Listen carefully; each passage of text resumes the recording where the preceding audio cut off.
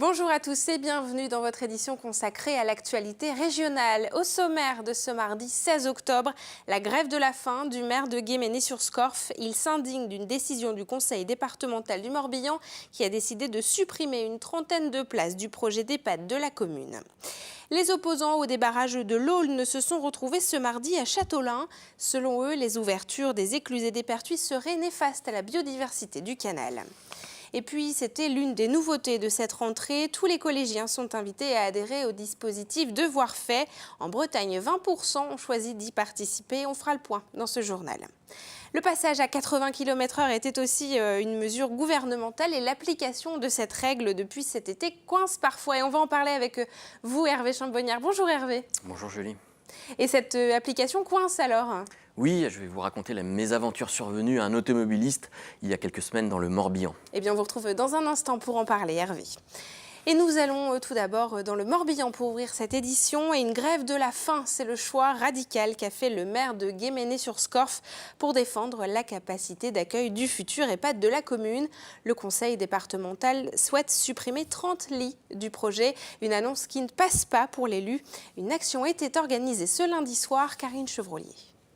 C'est un maire remonté qui s'est exprimé ce lundi soir devant plus de 500 personnes. Un maire qui dénonce la suppression par le conseil départemental de 30 lits sur les 170 prévus en 2012 pour le futur hôpital EHPAD de la commune. Un changement de cap lié notamment au déficit de 200 places sur le pays de Lorient. À l'époque, l'ARS, donc l'État, avait largement évoqué de créer des places nouvelles sur le secteur lorientais. Et puis, ça ne s'est pas concrétisé. Et le déficit important de places sur ce secteur existe et s'est amplifié encore aujourd'hui. Et il y a donc au niveau territorial des changements. Et ces changements, ce sont des personnes âgées certainement plus nombreuses sur le secteur lorientais que sur le secteur de Guémené. Et c'est bien autour du découpage territorial que repose le gros de la discorde. Certaines communes à moins de 15 km de Guémené sont en effet rattachées à l'agglomération lorientaise. Une quarantaine de résidents de l'EHPAD actuel viennent de ce territoire.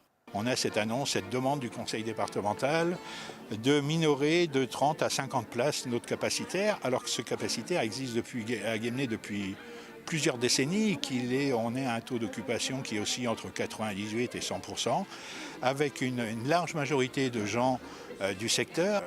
On a effectivement quelques personnes qui viennent, une dizaine de Lorient, ou de la circonscription de Lorient, mais ce sont des gens qui ont de la famille, qui ont des proches sur place, et c'est à leur demande qu'ils sont ici. Le maire de Guémené prend donc une décision extrême ce mardi matin. Une grève de la faim. Le département, quant à lui, annonce prendre en charge le surcoût lié à l'évolution du projet architectural. D'autres avancées pourraient être annoncées cette semaine. Autre sujet dans l'actualité, le débarrage de l'Aulne dans le Finistère crée des remous. Cela fait 5 ans que les pertuis et les écluses sont ouverts pour laisser le saumon frayer dans son habitat d'origine. Une action contestée par l'association Canal 29 Stervras. Selon elle, ces débarrages mettent à mal la biodiversité présente.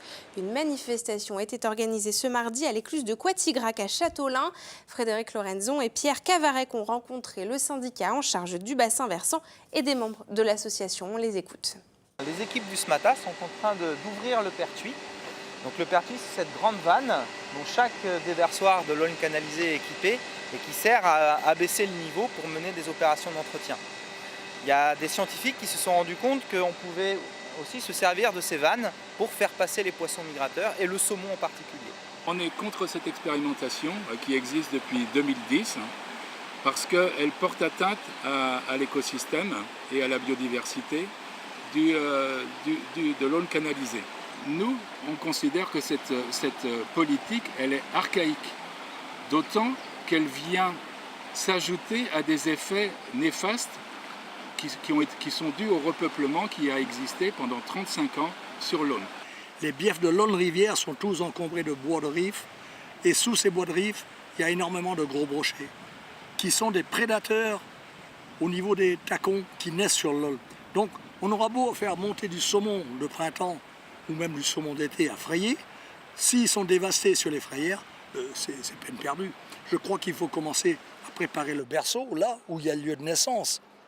Ce n'est pas les débarrages qui vont favoriser la reproduction. Et on continue à parler du canal de Nantes à Brest. On le remonte direction les Côtes d'Armor où la navigation y est de nouveau possible. Sur les 42 km du canal dans le département, 7 viennent d'être ouverts aux bateaux et 8 autres devraient encore être aménagés. Cela faisait 60 ans qu'il était fermé à la navigation. Véritable atout touristique, 4 maisons éclusières ont aussi été remises en activité. Écoutez ces réactions recueillies par Mathilde Kemener. Notre terrain de jeu est là, c'est-à-dire le lac de Guerre-les-Dents, avec des possibilités de s'y arrêter pour des parties de plage, pour pique-niquer. Donc en une journée, un peu de fluvial et un peu de lac, c'est ça le plaisir.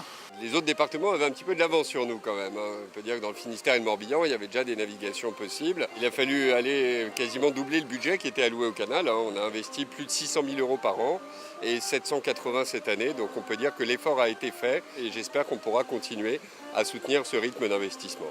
C'est à présent le moment de retrouver votre chronique Toute Image, la Bretagne en 5 infos, préparée aujourd'hui par Benjamin Bréant.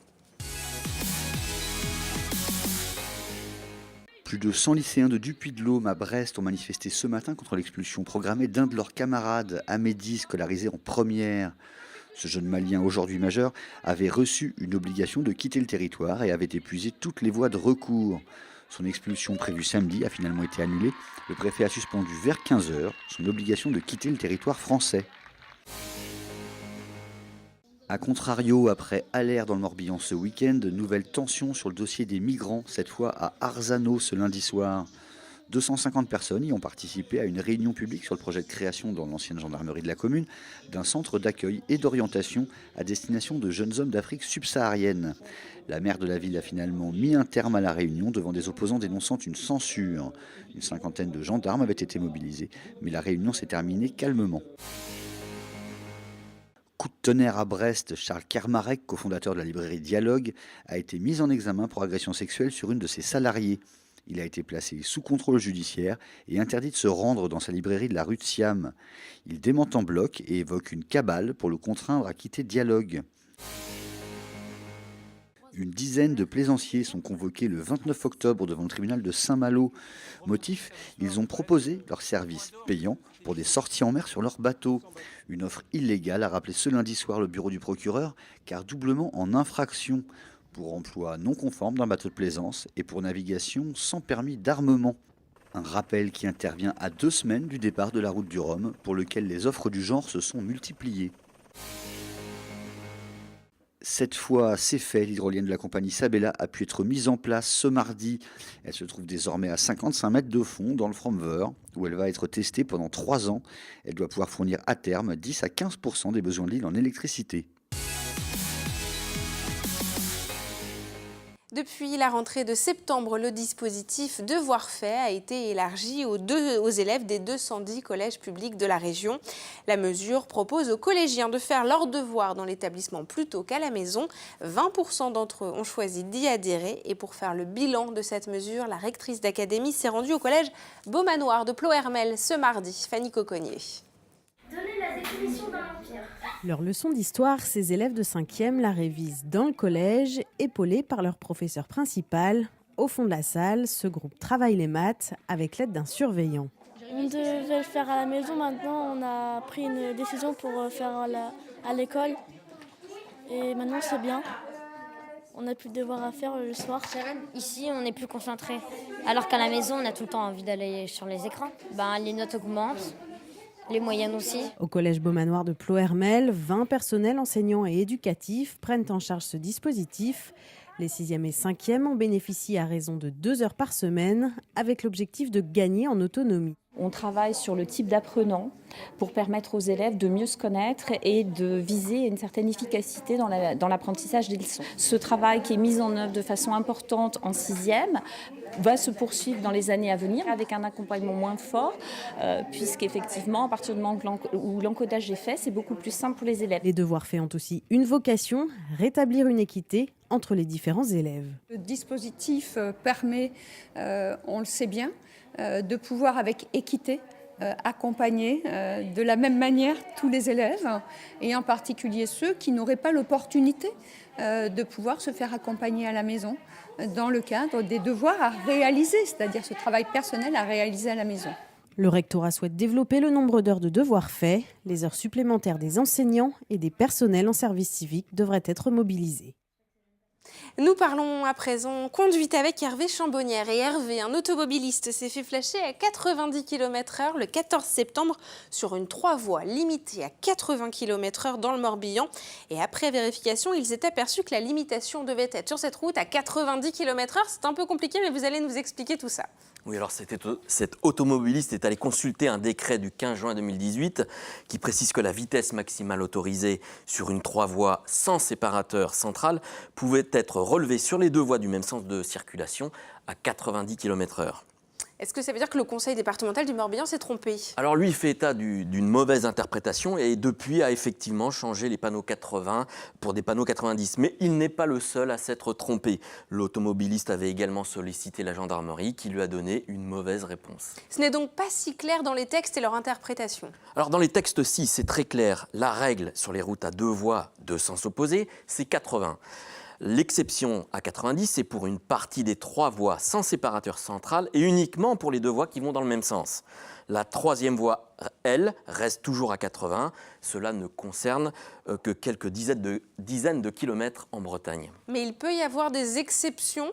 Alors oui, le gestionnaire d'une route à 3 voies, généralement un conseil départemental, peut très bien opter pour une vitesse inférieure, 80 km/h ou même moins. Mais si c'est le cas, et ils sont très rares en Bretagne, ceux-ci sont systématiquement signalés. Et pour quelles raisons? Alors pour des raisons de sécurité essentiellement, la zone a soit déjà été le théâtre d'accidents, ou elle est risquée parce qu'il y a des intersections, une courbe prononcée, etc. Dans tous les cas, pour modifier la règle du 90 km/h sur ces zones, la collectivité doit prendre un arrêté. Alors Hervé, c'était très clair, mais est-ce qu'au final, il y a un moyen pour l'automobiliste de s'y retrouver et de savoir comment appliquer facilement ces règles? Oui, c'est très simple. Il suffit de lire les panneaux dans les zones concernées. Si c'est 90, 70, 50 ou même moins, cela sera indiqué. S'il n'y a aucun panneau, c'est 80 km/h. Est-ce que le PV de l'automobiliste dont on a parlé au début, va-t-il sauter, lui? Alors en théorie, non, car les panneaux de limitation font foi et un conseil départemental, je viens de l'expliquer, a parfaitement le droit d'abaisser la limitation à 80. Après, la collectivité en question a reconnu son erreur, il y a donc un espoir. Merci beaucoup Hervé, en tout cas, pour ces explications et puis votre article à lire demain dans le Télégramme sur ce sujet. C'est la fin de cette édition. Ce soir, dans votre Instant T, Pauline Ferco reçoit Philippe Guilloux, le réalisateur du documentaire Les Illettrés. Il a rencontré des anciens salariés de l'abattoir Gade 5 ans après la fermeture de l'entreprise. Au sommaire également de votre magazine, un point sur la journée mondiale du refus de la misère qui aura lieu ce mercredi. Et puis vous pourrez aussi écouter dans votre chronique politique la première interview télé de Muriel Jourda, sénatrice et nouvelle présidente des Républicains dans le Morbihan. Une émission que vous retrouvez à 19h15 et à 23h15 et puis en replay sur nos sites internet. Merci à vous en tout cas de nous avoir suivis. Je vous retrouve demain à 19h pour un nouveau point avec les journalistes de vos rédactions. Très belle soirée sur nos antennes, à demain.